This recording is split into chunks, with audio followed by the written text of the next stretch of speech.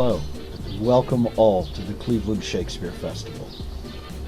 As you are watching this on one of your magical devices, and yes, we're all in this together, we already know the whys and the wherefores. Cleve Shakes declared our dedication to this season early on, saying that we would produce these two plays for our patrons this summer no matter what it took. So, here we are. Let me just say, although I wish we were all out in the park, in a big heap of camping chairs and picnic blankets and smiling faces, we here at Cleve Shakes want to thank you for joining us in this new virtual adventure. We're glad you've come to share in our constraint-inspired creativity. This is the Cleveland Shakespeare Festival's 23rd season of providing free performances. Our summer programming is always free to enjoy, but it isn't without production costs. We rely on the support and encouragement of our patrons to keep this organization alive and thriving. If you enjoy either or both of our 2020 summer productions, please consider making a donation to support the continuation of this company's mission to generate a sense of community through the shared experience of live theater. Much like being at one of our live performances, you'll be given an opportunity at the end of the program to make a donation. Whether it be through the donation button connected to this recording, on our Facebook page, on our website, or through a check in the mail, any amount that you can share with us will go directly towards our 2021 season, and we hope you can join us for that next year, face to face, in one of the beautiful outdoor venues all across the greater Cleveland area. Now please, sit back, relax, and enjoy the Comedy of Errors.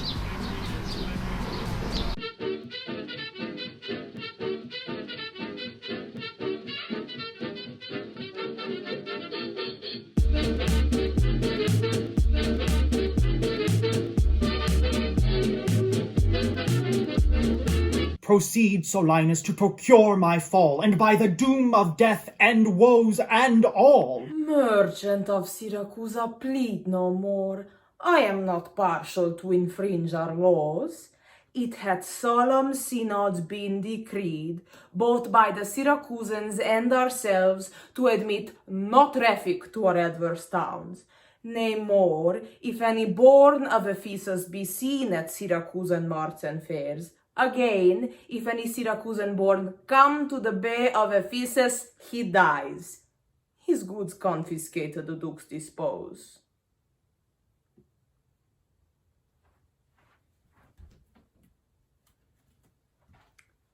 Unless 1,000 marks be levied to quit the penalty and to ransom him.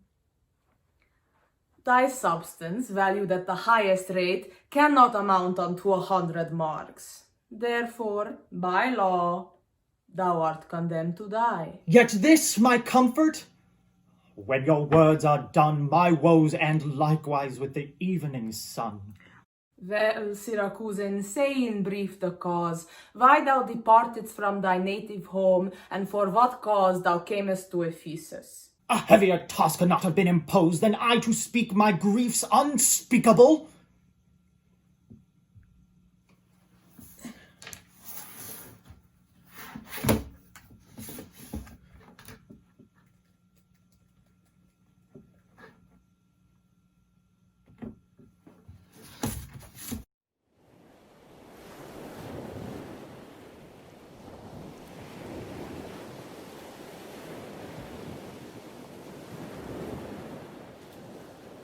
In Syracusa was I born, and wed unto a woman happy but for me, and by me had not our hap been bad.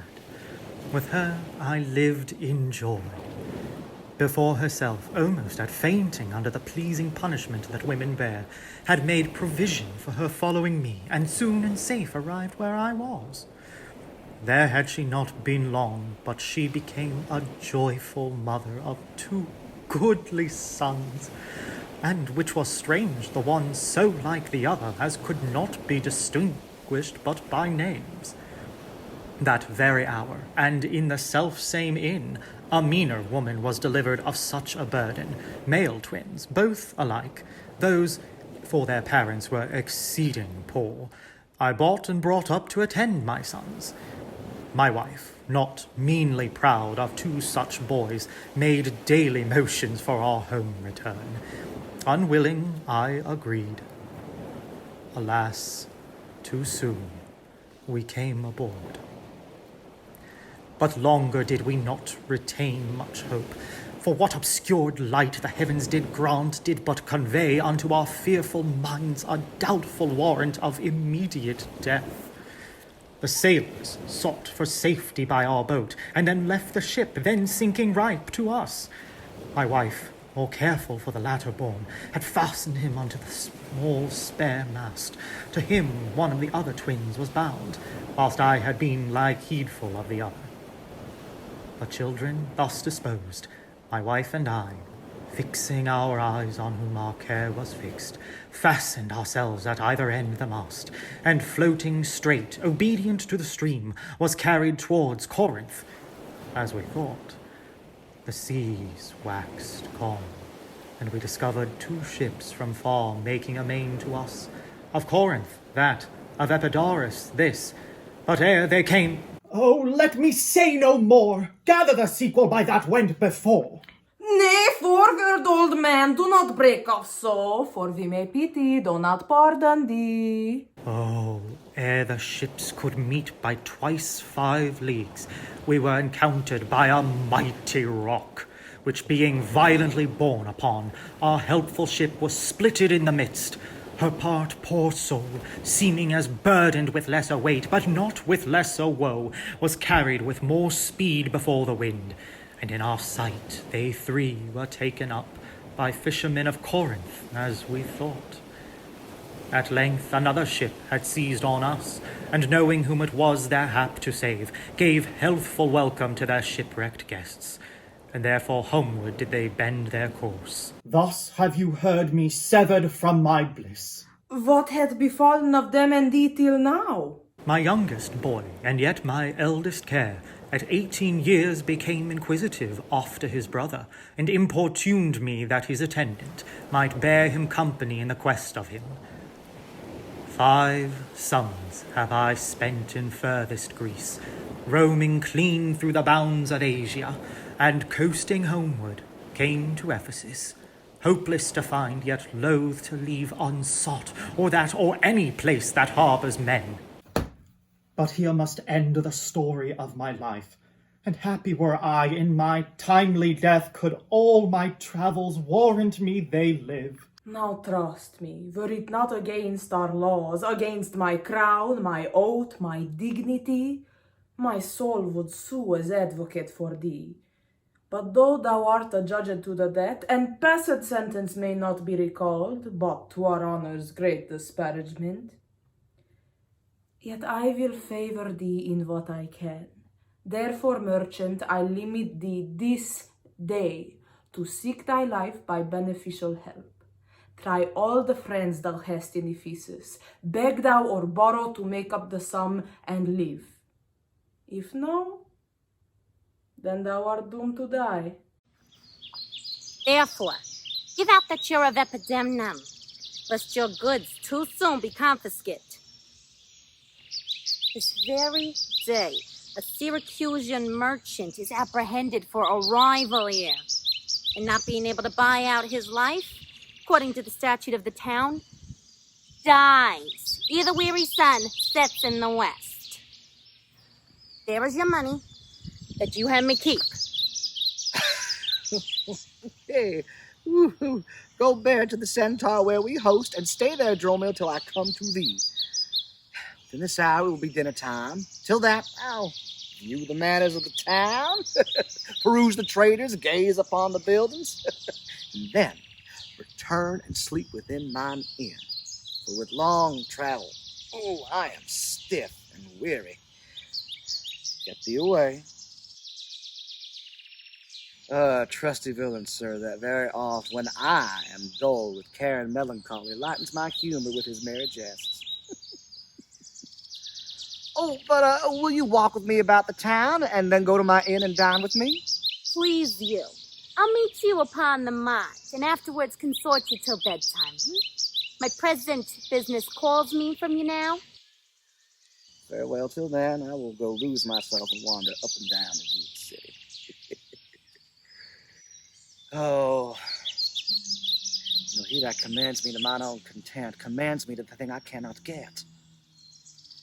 Out of the world I'm like a drop of water that in the ocean seeks another drop. So I, to find a mother and a brother, in quest of them, unhappy, I lose myself. Oh, here comes the almanac of my true date. What now? How chance thou art returned so soon? Return so soon? Rather approach too late. The capon burns, the pig falls from the spit. The clock has struck 12 upon the bell. My mistress had made it 1 upon my cheek. She is so hot because the meat is cold. The meat is cold because you come not home.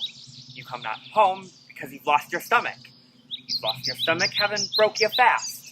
But we that know what is to fast and pray are penitent for your default today. Stop in your wind, sir. Tell me this, I pray. Where have you left the money that I gave you? Oh, 6 that I had a Wednesday last to pay the saddler for my mistress Crupper. The saddler had it, sir. I kept it not. I am not in the sport of humor now. Tell me, and dally not, where is the money? We being strangers here, how darest thou trust so great a charge from thine own custody? Pray you, sir, as you sit at dinner, methinks your ma, like mine, should be your clock, and strike you home without a messenger. Okay, come, Dromio, come. These jests are out of season. Reserve them till a merrier hour than this. Where is the gold I gave in charge to thee? My charge was but to fetch you from the mart, home to your house, the Phoenix, sir, to dinner. My mistress and her sister stays for you there. Where is the 1,000 marks thou hadst of me? I have some marks of yours upon my pate, some of my mistress's marks on my shoulder, but not 1,000 marks between you both. If I should pay your worship those again, perchance you will not bear them patiently. What? Wilt thou flout me thus into my face, being forbid? There, take you that, sir knave! What means you, sir? For God's sake, hold your hands. Nay, and you will not, sir. I'll take my heels. On my life, by some device or other, the villain is all rot of all my money. They say this town is full of cozenage, disguised cheaters, and many such like liberties of sin. To prove so, I will be gone sooner. Out to the Centaur to go seek this slave. Oh, I greatly fear my money is not safe.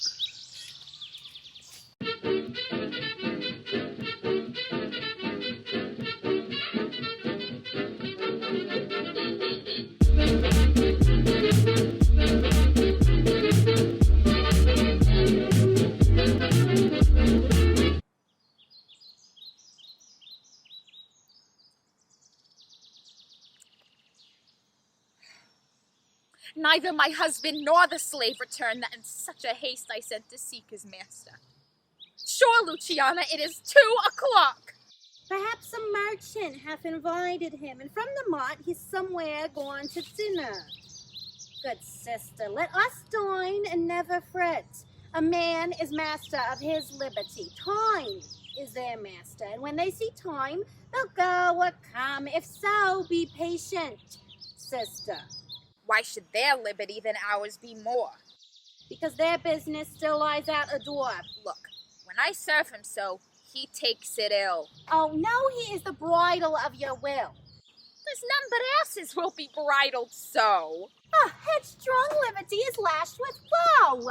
There's nothing situate under heaven's eye, but hath his bound in earth, in sea, in sky. The beasts, the fishes, and the winged fowls are their males' subjects, and at their controls. Men, more divine masters of all these lords of the wide world and wild watery seas, endued with intellectual sense and souls of more preeminence than fish and fowls, are their females masters and their lords. So let your will attend on their accords. This servitude makes you to keep on way. Not this, but troubles of the marriage bed. But were you wedded, you would bear some sway. Ere I learn love, I'll practice to obey. How if your husband starts some other where? Till he come again, I would forbear. Patience unnoticed. No marvel though she pause. They can be meek that have no other cause.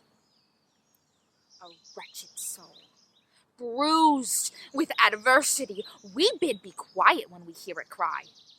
But were we burdened with like weight of pain, as much or more would we ourselves complain. So thou, that hast no unkind mate to grieve thee, with urging helpless patience wouldst relieve me? But if thou live to see like right bereft, this fool-begged patience in me will be left. Well, I will marry one day, but to try. Oh, here comes your man now. Is your husband not? Say, is your toddy master now at hand? Nay, he's at two hands with me, and that my 2 ears can witness. But say, did thou speak with him? Know'st thou his mind? Yeah, he told his mind upon mine ear, but sure with hand I scarce could understand them. Spake he so doubtfully thou could not feel his meaning? Nay, he struck so plainly I could too well feel his blows, and withal so doubtfully that I could scarce understand them. But say, I prithee, is he coming home? It seems he hath great care to please his wife. Why, mistress, sure my master is horn mad. Horn mad? Thou villain! I mean, not cuckold mad, but sure, he is stark mad. When I desired him to come home for dinner, he asked me for 1,000 marks in gold. 'Tis dinner time, quoth I. My gold, quoth he. Your meat doth burn, quoth I. My gold, quoth he. Will you come home, quoth I. My gold, quoth he. Where is the 1,000 marks I gave thee, villain? The pig, quoth I, is burned. My gold, quoth he. My mistress, sir, quoth I. Ah, hang up thy mistress. I know not thy mistress. Out on thy mistress! Quoth who? Quoth my master. I know, quoth he. No house, no wife, no mistress. So that my errand doing to my tongue, I thank him. I bear home upon my shoulders, for in conclusion, he did beat me there. Go back again, thou slave, and fetch him home! Go back again and be new beaten home? For God's sake, send some other messenger. Back, slave, or I will break thy pate across. And he will bless that cross with other beating. Between you, I shall have a holy head. Hence, prating peasant, fetch thy master home. Am I so round with you, as you with me, that like a football you do spurn me thus? He spurn me hence, and he will spurn me hither. If I last in this service, you must case me in leather. Fie! How impatience loureth in your face! His company must do his minions grace, whilst I at home starve for a merry look. Hath homely age the alluring beauty took from my poor cheek? Then he hath wasted it. Are my discourses dull, barren my wit? If voluble and sharp discourse be marred, unkindness blunts it more than marble hard. Do their gay vestments his affections bait? That's not my fault. He's master of my state. What ruins are in me that can be found by him not ruined? Then he is the ground of my defeatures. My decayed fare, a sunny look of his would soon repair. But too unruly, dear, he breaks the pail and feeds from home. Poor I am, but his stale. Self-harming jealousy, fie, beat it hence! Unfeeling fools can with such wrongs dispense. I know his eye doth homage otherwhere, or else what lets it but he would be here? Sister, you know he promised me a chain.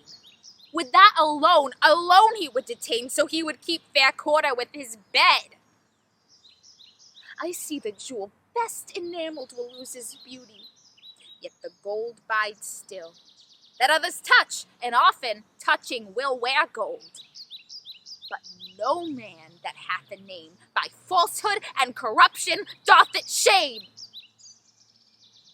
Since that my beauty cannot please his eye, I'll weep what's left away, and weeping die! How many fond fools serve mad jealousy?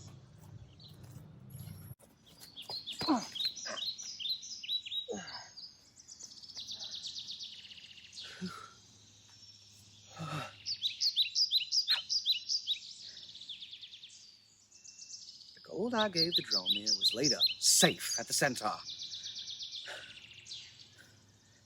See, here he comes. How now, sir? Is your merry humor altered? As you love strokes, so jest with me again. You know no centaur, you received no gold.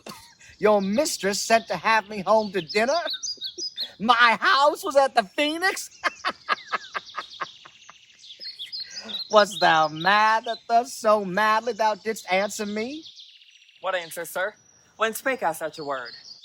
Even now, we even here, not half an hour since. I did not see you since you sent me hence, home to the Centaur, with the gold you gave me. Villain, thou didst deny the gold's receipt, and toldst me of a mistress and a dinner, for which I hope thou feltst I was displeased. I'm glad to see you in this merry vein.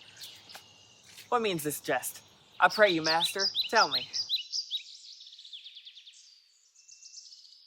Yeah, dost thou jeer and flout me in the teeth? Thinkest thou I jest? Hold, take you that, and Hold your that! hands, for God's sake. Now your jest is earnest. Upon what bargain do you give it me? Dost thou not know? Nothing, sir, but that I am beaten. Shall I tell you why? Aye, and wherefore? For they say every why hath a wherefore. And then wherefore for urging it the second time to me? Is there ever a man thus beaten out of season, when in the why and in the wherefore is neither rhyme nor reason? Well, sir, I thank you. Thank me, sir. For what? For there's something that you gave me for nothing. I'll make you a man's next to give you nothing for something, but... Soft, who watches us yonder? I, Antipholus, look strange and frown. Some other mistress hath thy sweet aspect. I am not Adriana, nor thy wife. How comes it now, my husband, oh, how comes it that thou art thus estranged from thyself? Ah, do not tear thyself away from me. Please you to me, fair dame. I know you not. In Ephesus I am but 2 hours old, as strange unto your town as to your talk. Who, every word by all my wit being scanned, want wit in all one word to understand. Why, brother, how the world is changed with you. When will you want to use my sister thus? She sent for you by Dromio home to dinner. By me? By thee.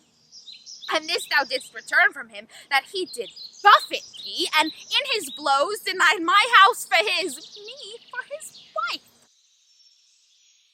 Did you converse, sir, with this gentlewoman? What is the course and drift of your compact? Ah, sir, I never saw her till this time. Villain, thou liest, for even her very words didst thou deliver to me other mart. I never spake with her in all my life. Well, how can she thus then call us by our names, unless it be by inspiration? Oh, how ill it agrees with your gravity to counterfeit thus grossly with your slave, abetting him to thwart me in my mood.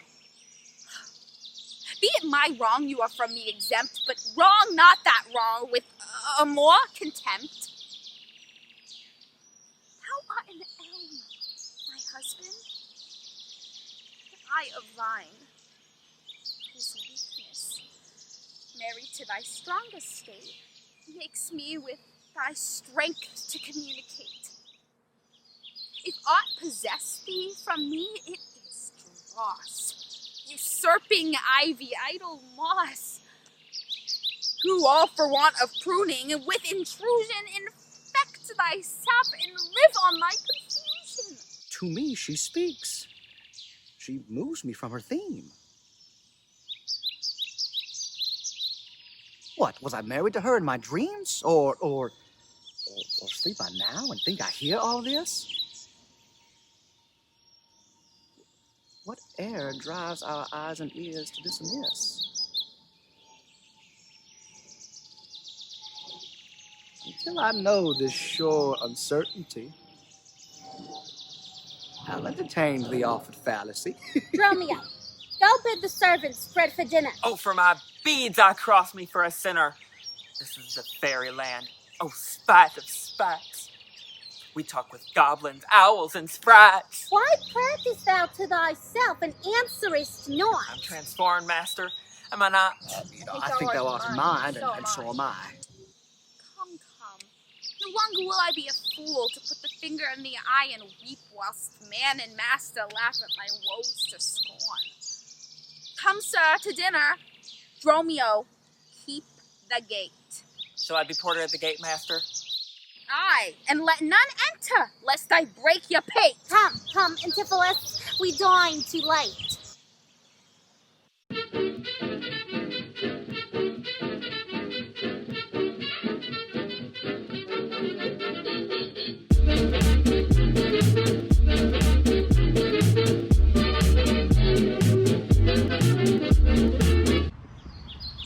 Good Signor Angelo, you must excuse us all. My wife is shrewish when I keep not hours. Say that I lingered with you at your shop to see the making of a cockernut, and that tomorrow you will bring it home. But here's a villain that would face me down. He met me on the mart, and I beat him. And charged him with 1,000 marks in gold, and that I did deny my wife and house. Ooh, thou drunkard thou, what didst thou mean by this? Say what you will, sir, but I know what I know. That you beat me at the mart. I have your hand to show. If the skin were parchment and the blows you gave were ink, your own handwriting would tell you what I think. Oh, I think thou art an ass. Marry, so it doth appear, by the wrongs I suffer and the blows I bear, I should kick, being kicked, and being at that pass, you would keep from my heels and beware of an ass. Oh, you're sad, Signor Angelo. Pray God our cheer may answer my goodwill and your good welcome here. But, soft. Hang on a minute. My door is locked. Go bid them let us in. Maud, Bridget, Marion, Cecil, Jelly, Jet, Mom, Maltors, Capon, Coxcomb, Idiot, Patch. Either get thee from the door, or sit down at the hatch. Dost thou conjure for wenches that thou call'st for such store? When one is one too many? Go, get thee from the door. Oh Lord, I must laugh. Have at you with the proverb. Shall I set in my staff? Let him walk from whence he came, lest he catch cold on his feet. Who talks within there? Oh, open the door. Right, sir. I'll tell you when, and you tell me wherefore. Wherefore? For my dinner. I have not dined today. Nor today here you must not. Come again when you may. What art thou that keepest me out from the house that I own? The porter for this time, sir. And my name is Dromio. Oh, villain! Thou hast stolen both mine office and my name. The one ne'er got me credit, the other mickle blame. If thou hadst been Dromio today in my place, thou wouldst have changed thy face for a name, or thy name for an ass. What a coil is there, Dromio? Who are those at the gate? Let my master in loose. Faith, no. He comes too late, and so tell your master. Oh Lord, I must laugh. Have at you with the proverb. Shall I set in my staff? Have at you with another that's... when? Can you tell? If thy name be called Luce, Luce thou hast answered him well. Do you hear, you minion? You'll let us in, I hope. I thought to have asked you. And you said no. So come, help. Well struck. There was blow for blow. Oh, thou baggage. Let me in. Can you tell for whose sake? Master, knock the door hard. Oh, you'll cry for this minion if I beat the door down. Let him knock till it ache. What needs all that? And a pair of stocks in the town? If you went in pain, master, this knave would go sore. Here is neither cheer, sir, nor welcome. I would fain have either. In debating which is best, I shall part with neither. No, there's something in the wind that we cannot get in. Go, fetch me something. I'll break open the gate. Break any break in here, and I'll break your knave's pate. A man may break a word with you, sir, and words are but wind. Aye, and break it in your face, so we break it not behind. Seems thou wants breaking. Out upon thee, Han. Here's too much out upon thee. I pray thee, let me in. Ha ha! When fowls have no feathers and fish have no fin. Well, I'll break in. Go, borrow me a crow. Have patience, sir. Oh, let it not be so. Be ruled by me. Depart in patience. And let us to the tiger all to dinner. And about evening come yourself alone to know the reason of this strange restraint. If by strong hand you offer to break in now in the stirring passage of the day, a vulgar comment will be made of it. And that, supposed by the common route against your yet ungalled estimation, that may with some foul intrusion enter in and dwell upon your grave when you are dead. For slander lives upon succession, forever housed where it gets possession. You have prevailed. And I will depart in quiet, and, in despite of moist, mean to be merry. I know of a wench, excellent discourse, pretty and witty, wild and yet too gentle. There we will dine. This woman that I mean my wife, but I protest without desert, hath oftentimes upbraided me withal. To her we will to dinner. Get you home. And fetch the chain, by this I know 'tis made. Bring it, I pray you, to the Porpentine. For there's the house, that chain will I bestow. Be it for nothing but to spite my wife upon mine hostess there. Good sir, make haste, since mine own doors refuse to entertain me. I'll knock elsewhere to see if they'll disdain me. I'll meet you at that place some hour hence. So, this jest shall cost me some expense. And may it be that you have quite forgot a husband's office? Shall, Antipholus, even in the spring of love, thy love springs rot? Shall love in building grow so ruinous? If you did wed my sister for her wealth, then for her wealth's sake, use her with more kindness. Or if you like elsewhere, do it by stealth. Muffle your false love with some show of blindness.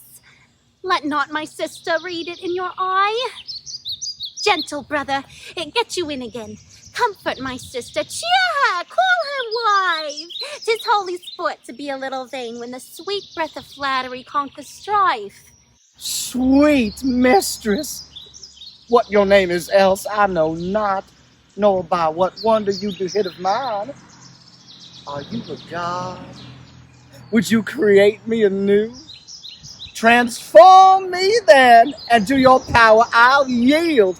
But if that I am I, then well I know your weeping sister is no wife of mine, nor to her bed no homage do I owe. Far more to you do I decline. Oh, train me not, sweet mermaid, with thy note, to drown me in thy sister's flood of tears. Sing, siren, for thyself, and I will dote. Spread o'er the silver waves of thy chestnut hairs, and as a bed I'll take them and there lie, and in that glorious supposition I'll make thee games by death that hath such mean to die. Let love being light be drowned if she sink. What are you mad that you do reason so? Not mad, but mated. How I do not know. It is a fault that springeth from your eye. For gazing on your beams, fair sun being by. Gaze where you should, and That might clear your sight. As good to wink sweet love as look on night. Why call you me, love? Call my sister so. Thy sister. That's my sister. No! It is thyself. Mine own self's better part. Mine eyes clear eye, my dear heart's dearer heart. My food, my fortune, and my sweet hope's aim. So earth's heaven and my heaven's claim. All this my sister is, or else should be. Call thyself sister, sweet, for I am thee. Thee will I love, with thee lead my life. Thou hast no husband, yet nor I no wife. Give me thy hand. Stop there! Stop, hold you still. I'll fetch my sister, to get her goodwill. Oh, why now, how now, Dromio? Where runnest thou so fast? Do you know me, sir? Am I Dromio? Am I your man? Am I myself? Thou art Dromio. Thou art my man. Thou art thyself. I'm an ass. I'm a woman's man, and besides myself. What woman's man? And how besides thyself? Harry, sir, besides myself. I'm due to a woman. One that claims me. One that haunts me. One that will have me. What claim lays she to thee? Marry, sir, such claim as you would lay to your horse. And she would have me as a beast. Not that I, being a beast, she would have me, but that she, being a very beastly creature, lays claim to me. What is she? Most reverend body. Such a one as a man may not speak of without he say, Sir Reverence. I have but lean luck in the match, and yet is she a wondrous, fat marriage. How dost thou mean a fat marriage? Marry, sir, she's the kitchen wench, and all grease, and I know not what use to put her to, but to make a lamp of her, and run from her by her own light. I warrant, her rags and the tallow in them will burn a Poland winter. If she lives till doomsday, she'll burn a week longer than the whole world. What complexion is she of? Swart, like my shoe, but her face nothing half so clean kept. For why she sweats, a man may go over shoes in the grime of it. That's a fault that water will mend. No, sir, 'tis in grain. Noah's flood could not do it. What's her name? Nell, sir. But her name in 3/4, that's an L in 3/4, will not measure her from hip to hip. Then she bears some breath. No longer from head to foot, then from hip to hip. She's spherical, like a globe. I could find out countries in her. What part of her body stands island? Mary, in her buttocks. I found it out by the bogs. Where, Scotland? I found it by the Baroness, hard in the palm of the hand. Where, France? In her forehead, armed and reverted, making war against her heirs. Where, England? I looked for the chalky cliffs, but I could find no whiteness in them. But I guess it stood in her chin, by the salt room that ran between France and it. Where, Spain? Faith, I saw it not, but I felt it. Hot in her breath. Oh, where stood America, the Indies? Oh, sir, upon her nose, all o'er-embellished with rubies, carbuncles, sapphires, declining their rich aspect to the hot breath of Spain, who sent whole armados of carracks to be ballast at her nose. Where stood Belgia, the Netherlands? Oh, sir, I did not look so low. To conclude, this drudge or diviner laid claim to me, called me Dromio, swore I was assured to her, told her what prison marks I had about me, as the mark of my shoulder, the mole in my neck, the great wart on my left arm, that I, amazed, ran from her as a witch, and I think if my breast had not been made of faith, and my heart of steel, She'd have transformed me to a curdled dog and made me turn of the wheel. Go hide thee presently. Post to the road, and if the wind blow any way from shore, I will not harbor in this town tonight. If any bark put forth, come to the mart, where I will walk till thou return to me. If everyone knows us and we know none, 'tis time, I think, to trudge, kayak, and be gone. As from a bear a man would run for life, so fly I from her that would be my wife. There's none but witches that do inhabit here. Mr. Antipholus. That's my name. I know it well, sir. Lo, here is the chain. I thought to obtain you at the Porpentine. The chain unfinished made me stay thus long. What is your will that I shall do with this? What please yourself, sir? I have made it for you. Made it for me, sir. I bespoke it not.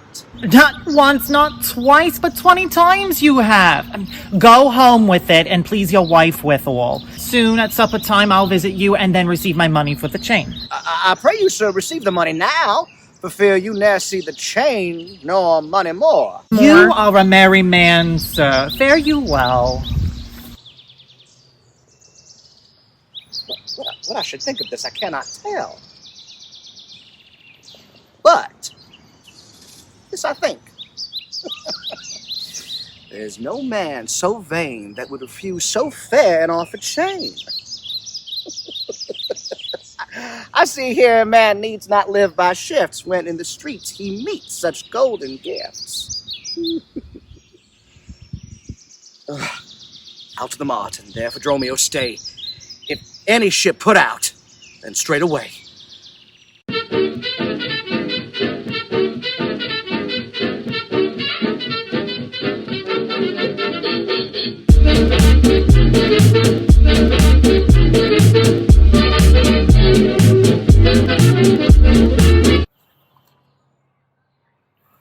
Master, there is a bark of Epidamnum that stays but till her owner comes aboard, and then, sir, she bears away.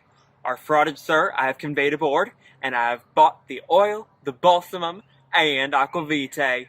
The ship is in her trim, the merry wind blows far from land.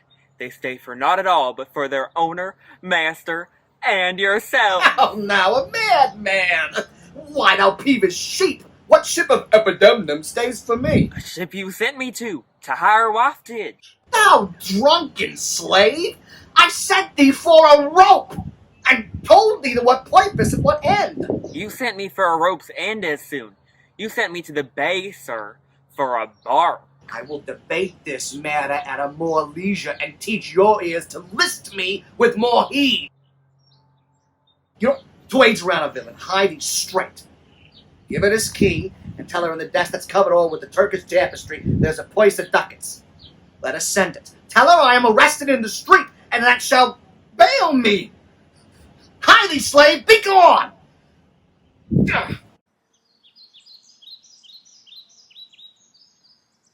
Luciana, did he tempt thee so? Mightst thou perceive austerely in his eye that he did plead in earnest? Yea or no? Looked he or red or pale or sad or merrily? What observation madest thou in this case of his heart's meteors tilting his face? First, he denied you had in him no right. He meant he did me none. The more my spite. Then swore he that he was a stranger here. And true he swore, though yet forsworn he were. Then pleaded I for you. And what said he? That, love, I begged for you. He begged of me. With what persuasion did he tempt thy love? With words that in an honest suit might move. First, he praised my beauty, then my speech. Did speak him fair? Oh, have patience, I beseech. I cannot, nor I will not. Hold me still. My tongue, though not my heart, shall have his will. He is deformed, crooked, old, and sere. Ill-faced, worse-bodied, shapeless everywhere, vicious, ungentle, blunt, foolish, unkind, stigmatical in making, worse in mind. Well, who would be jealous then of such a one? No evil lost is wealth when it is gone. Well, I think him better than I say, and yet would hear in others' eyes were worse. Far from her nest the lopping cries away. My heart prays for him, though my tongue do curse. Here, go. The desk, the purse. Sweet. Now make haste. How did thou lose thy breath? By running fast. Where is thy master, Dromio? Is he well? No, he's in Tartar's limbo. Worse than hell. A devil in an everlasting garment hath him. A hound that runs counter, and yet draws dry foot well. One that before the judgment carries poor souls to hell. Why, man? What is the matter? I do not know the matter. He is arrested on the case. What, is he arrested? Tell me at whose suit? I do not know at whose suit he is arrested well, but he's in a suit of buff, which arrested him. That I can tell. Will you send him, mistress? Redemption? The money in his desk. Go fetch it, sister. Now this I wonder at, that he, unknown to me, could be in debt. Go, Dromio, there's the money, bear it straight, and bring thy master home immediately. Come, sister, I am pressed down with conceit, my comfort and my injury.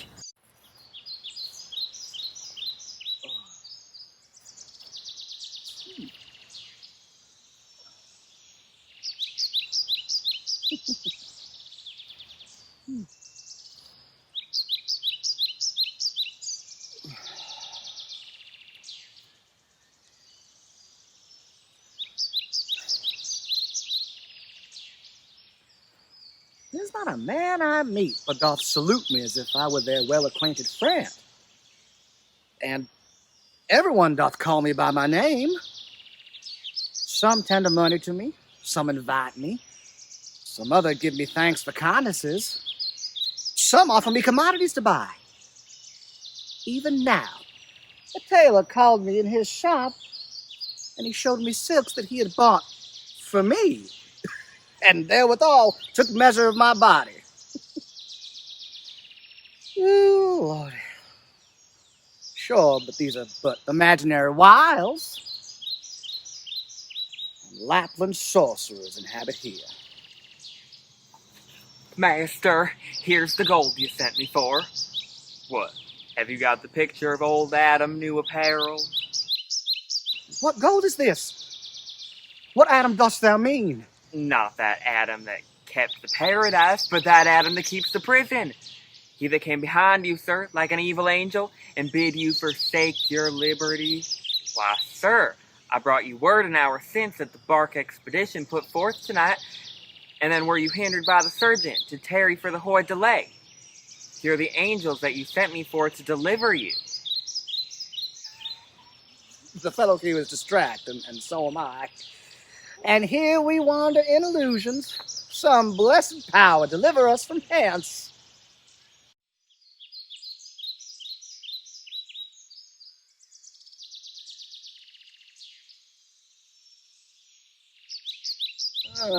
Fear me not, man. I will not break away. I'll give thee ere I leave thee so much money to warrant thee as I rested for. My wife is in a wayward mood today, all right? And I will not lightly trust the messenger that I should be attached in a thesis. I tell you, 'twill sound harshly in her ears. Oh, here comes my man. I think he brings the money. How now, sir? Have you that I sent you for? Here's that, I warrant you, will pay them all.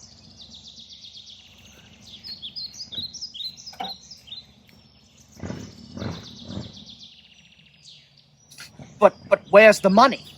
Why, sir, I gave the money for the rope. 500 ducats, villain, for a rope! I'll serve you, sir, 500 at the rate. To what end did I bid thee hide thee home? To a rope's end, sir, and to that end am I returned.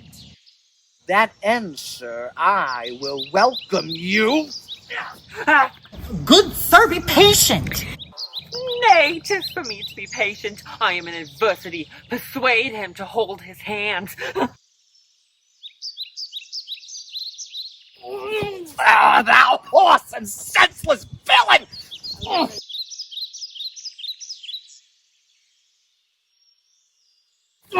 Oh, thou art sensible in nothing but blows, and so is an ass!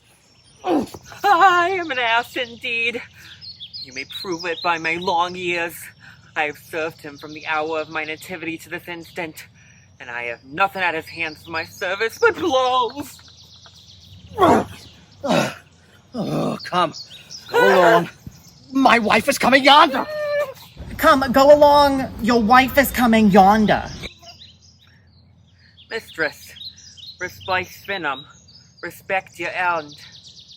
Or rather, the prophecy like the parrot, beware the rope's end. Ah! Wilt thou still talk?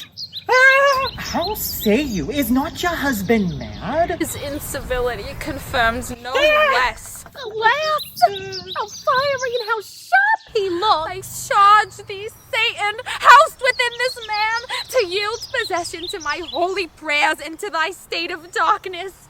I charge thee by all the saints in heaven. Nah, peace, stolen woman. Peace, I am not mad. Poor distressed soul. Minion, you. Are these your customers?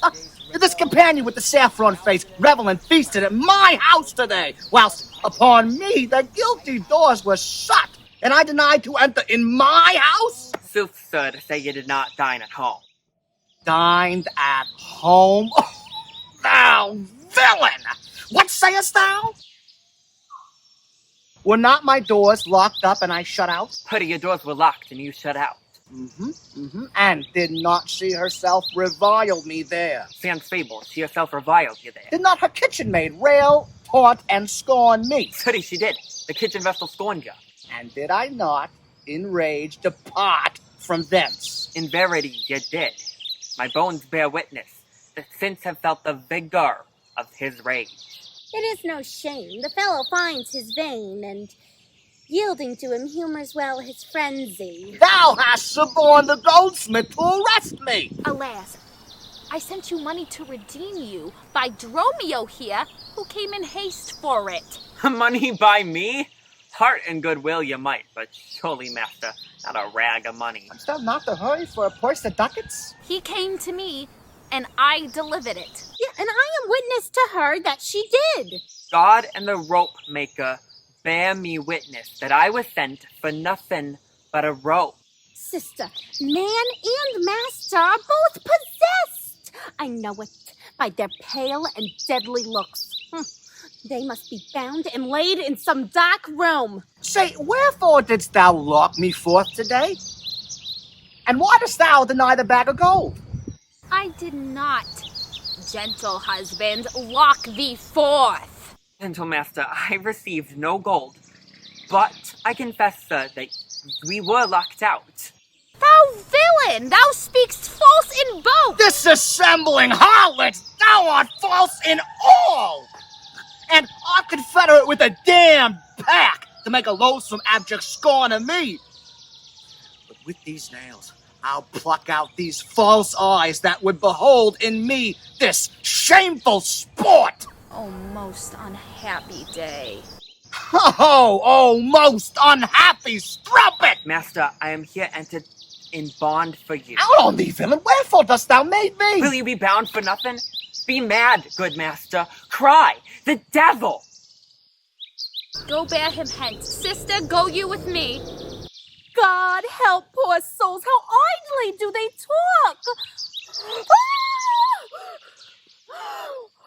God, for thy mercy, they are loose again! Let's call more help to have them bound again. Away, now kill us! I see these witches are afraid. She that would be your wife now ran from you. come to the Centaur, fetch our stuff from thence, along that we were safe and sound aboard. Faith, stay here this night. They will surely do us no harm. You saw they speak us fair, give us gold.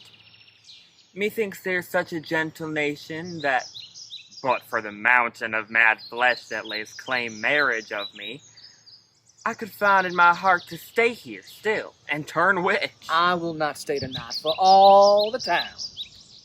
Therefore, away to get our stuff aboard.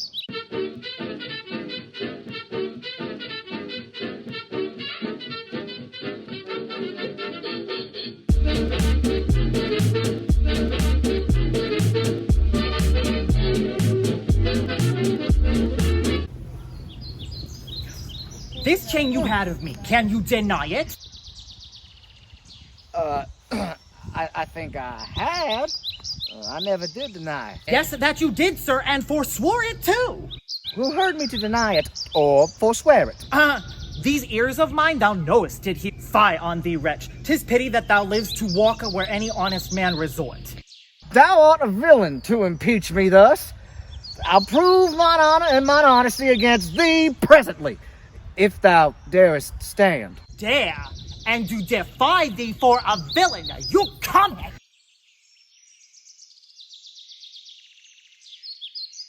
Hold! Hurt him not! For God's sake, he is mad! Some, get within him, bind Romeo too, and bear them to my house. Be quiet, people! Wherefore throng you hither? To fetch my poor, distracted husband hence. Let us come in, that way we may bind him fast and bear him home for his recovery.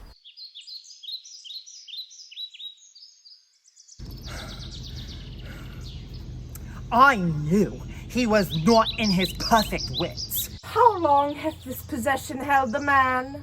This week he hath been heavy, sour, sad, and much different than the man he was.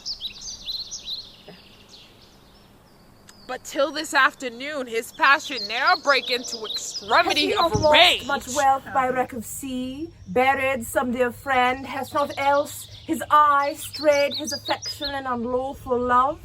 A sin prevailing much in youthful men who give their eyes the liberty of gazing. Which of these sorrows is he subject to? To none of these, except to be the last. Namely, some love that drew him oft from home. You should for that have reprehended him. Why, so I did! Aye, but not rough enough. As roughly as my modesty would let. Happily in private. And in assemblies, too. It was the copy of our conference. In bed, he slept not for my urging it. At board, he fed not for my urging it. Alone, it was the subject of my theme. In company, I often glanced it. Still did I tell him it was vile and bad. And thereof came it that the man was mad. The venom clamors of a jealous woman poisons more deadly than a mad dog's tooth. The consequences then thy jealous fits have scared thy husband from the use of wits. She never reprehended him, but mildly, when he demeaned himself rough, rude, and wildly. Why bear you these rebukes and answer not? She did betray me to my own reproof. Good people, enter and lay a hold on him! No, not a creature enters in my house. Then let your servants bring my husband forth. Neither. He took his place for sanctuary, and it shall privilege him from your hands till I have brought him to his wits again, or lose my labor in assaying it. I will attend my husband, be his nurse, diet his sickness, for it is my office, and will have no attorney but myself. Therefore, let me have him home with me. Have patience, for I will not let him stir. Therefore depart and leave him here with me. I will not hence and leave my husband here. and ill it doth beseem your holiness to separate the husband and the wife. Be quiet and depart. Thou shalt not have him. Complain unto the Duke of this indignity. Justice, most sacred Duke, against the abbess. She is a virtuous and reverend lady. It cannot be that she had done thee wrong. May it please your grace. Antipholus, my husband, whom I made lord of me, and all I had at your important letters, this ill day, a most outrageous fit of madness took him into this abbey whither we pursued them, and here the abbess shuts the gate on us and will not suffer us to fetch him out, nor send him forth that we may bear him hence. Therefore, most gracious Duke, with thy command, let him be brought forth and borne hence for help.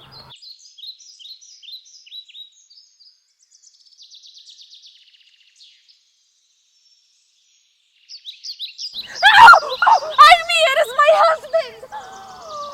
Witness you, he is born about invisible. Even now, we housed him in the abbey here, and now he's there. Past thought of human reason. Justice, most gracious Duke, oh grant me justice! Unless the fear of death doth make me dote, I see my son Antipholus and Dromio. Justice, sweet prince, against that woman there! She whom thou gavest to me to be my wife, that hath abused and dishonored me, even in the strength and height of injury. Beyond imagination is the wrong that she this day hath shameless thrown on me. Discover how, and thou shalt find me just. This day, great Duke, she shut the doors upon me, while she with harlots feasted in my house. A grievous fault. Say, woman, didst thou so? No, my good lord, myself. No, my good lord. He, myself, and my sister did together dine today. So before my soul, this is false. He burdens me withal. My liege, I am advised what I say.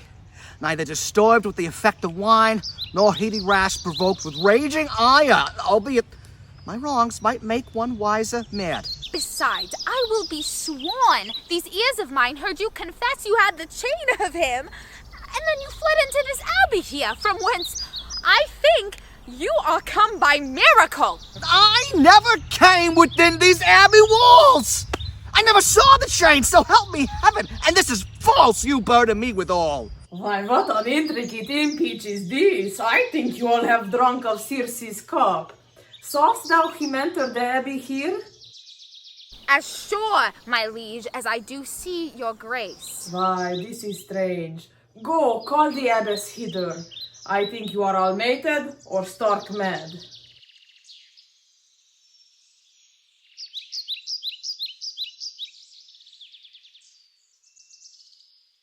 Speak freely, Syracusan, what thou wilt. I never saw you in my life till now. Grief hath changed me since you saw me last, and careful hours with time's deformed hand have written strange defeatures in my face. But tell me yet, dost thou not know my voice? Dromio, know thou? Within this hour I was his bondman, sir, but he, I thank him, gnawed into my cords. Now am I Dromio, and his man unbound. I am sure thou dost.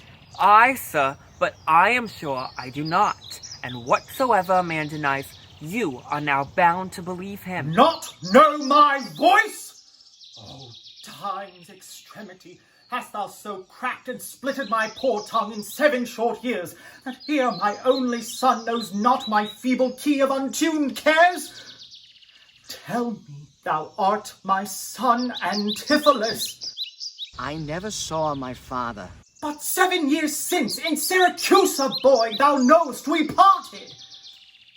But perhaps, my son, thou shamest to acknowledge me in misery. The Duke and all know me in this city can witness with me. It is not so. I ne'er saw Sir Cusa in my life. I tell thee, Syracusan, 20 years have I been patron to Antipholus, during which time he ne'er saw Syracusa. I see thy age and dangers make thee dote. One of these men is genius to the other, and so of these. Which is the natural man, and which is the spirit? Who deciphers them? I, Sir Amdromio, command him away. I, Sir Amdromio, pray, let me stay. Aegean, art thou not?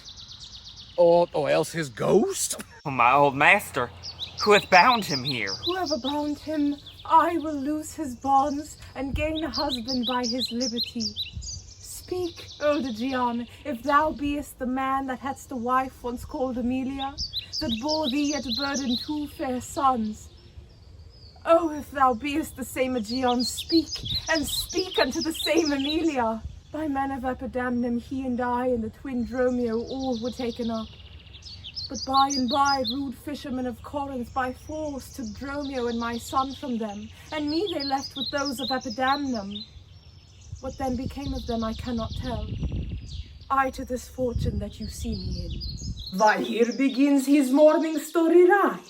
These 2 Antipholuses, these 2 so like, and these Dromios, one in semblance, besides her urging of her wreck at sea, these are the parents to these children, which accidentally are met together.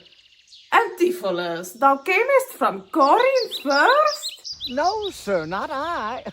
I came from Syracuse. I came from Corinth, my most gracious lord. And I with him.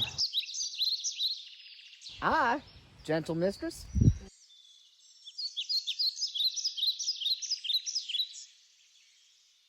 No, I say nay to that.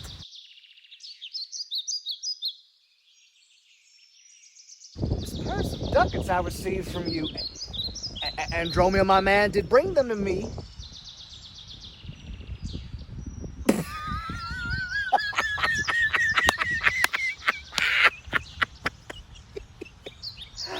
I see we did meet each other's man. I was taken for him, and he for me. And thereupon, these heirs arose. These purse of ducats I pawned for my father here. It shall not need. Thy father hath his life. Renowned Duke, vouchsafe to take the pains to go with us into the abbey here, and here at large discoursed all our fortunes, and all that are assembled in this place, that by this sympathized one day's error have suffered wrong. Go, keep us company. There's a fat friend at your master's house that kitchened me for you today at dinner. She now shall be my sister, not my wife. He thinks you are my glass, and not my brother. I see by you I am a sweet-faced youth. Will you walk in to see the gossiping? Not I, sir. You are my elder. That's the question. How shall we try it? We'll draw cuts for the senior. Till then, lead thou first. Nay, then thus. We came into the world like brother and brother, and now let's go hand in hand, not one before another.